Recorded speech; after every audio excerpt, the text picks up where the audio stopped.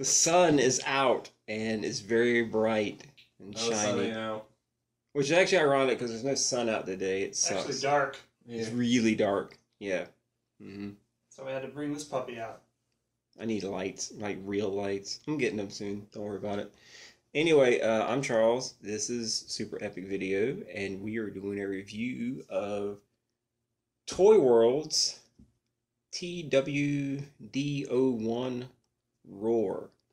This is a third-party transforming figure, because we can't say Transformer, which is bullshit. It's a Transformer, but it's a third-party figure, which for those who don't know, basically means this is not officially made by Hasbro. This is made by a company called Toy World.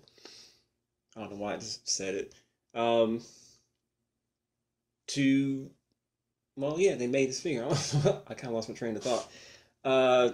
Again, their goal to make the similar figures just better.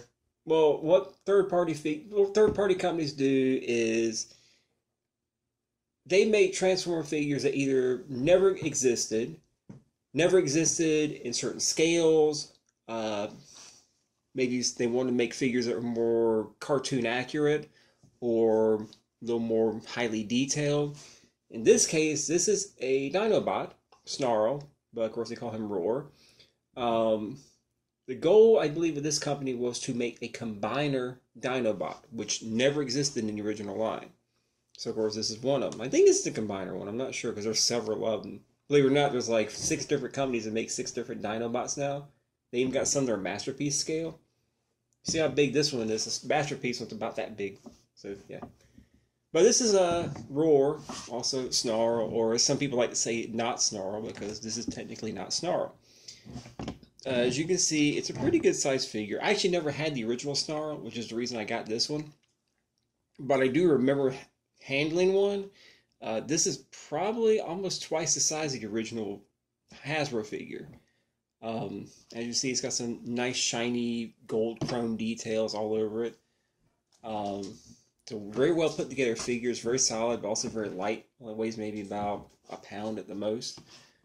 As far as articulation goes on the dinosaur, you got all 4 of the legs move a little bit. Both legs are ratcheted, they're jointed at the elbows. I don't know. What's a dinosaur got, elbows or knees? The head's articulated, moves up and down a little bit, and the mouth actually opens. So yeah, yay, mouth breath. And one thing I found really unique about this is every single one of these armored spines is on a ball joint. All the way from the very small one in the back to the very front one. That was really cool detail because even though you wouldn't think that they need to move, you can move each single one of them individually. And if you're OCD like me, you spend 20 minutes trying to line all these things up perfectly. All of a sudden you realize that the very front one's slightly off, so then you reline them up again and you're kind of screwed. But yeah, and another nice feature too is I found this out from the guy who sold it to me.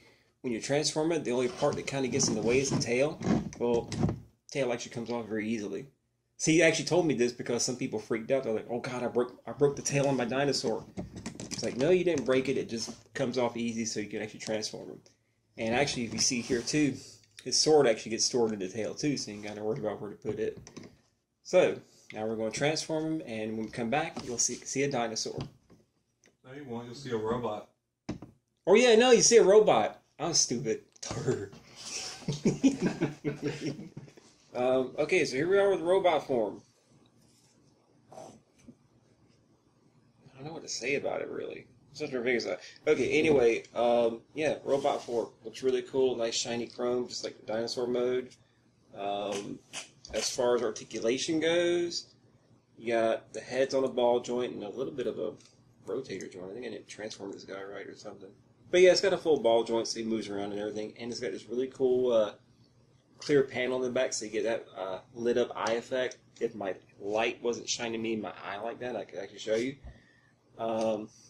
Arms are ratchet joints, and actually the shoulders move a little bit too. I don't know if that's supposed to lock in or not, but again, it's a third-party figure. The instructions are kind of vague. You got some elbow articulation. Things really tight though, which I like because the only other third-party figure I've gotten has been extremely loose joints. Hands, I don't think they move, but the fingers do kind of move a little bit. Again, I'm not sure because, again, really tight joints. His wings kind of move up and down a little bit because they're on ball joints. You got waist articulation, hip articulation, knee articulation, and it swivels too. And the foot moves around a little bit too.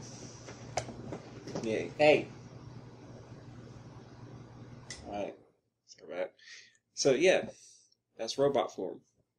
I think does this open too? I don't know. It's weird. So yeah, overall, I mean, it's a really nice figure. Much improved over my first third-party purchase, which was atrocious. Atrocious? Is that how you say it? Yes, Charles. I lost it today. But yeah, I think I said this guy right. But yeah, like I said, I'm really satisfied with it.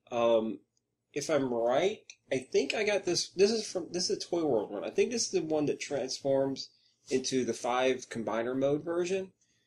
So I hope to get the rest of them soon because they're like, this one was $100 and no, $115, and like the other 3 are about the same price, and then Grimlock is like $150. So yeah, I'll be getting them eventually, but not right now. No, my look, they'll sell out and they won't make them anymore. So yeah, that's it. Really satisfied. Go buy one. Took me like a day and a half to decide to buy this thing. So yeah, cool. Thank you. I'm done. You can stop.